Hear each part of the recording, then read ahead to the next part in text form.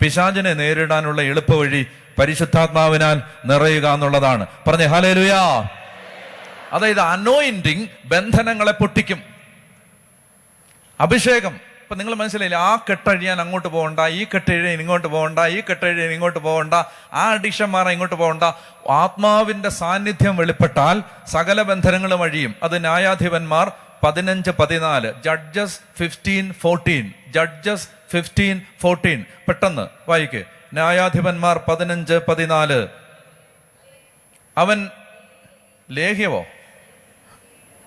ലേഹ്യമല്ല, രസായനം. എന്താണ്? അവൻ ലേഹിയിലെത്തിയപ്പോൾ,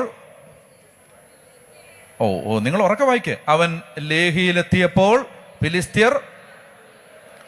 ഫിലിസ്ത്യർ ആർപ്പ് വിളികളോടെ അവനെ കാണാനെത്തി.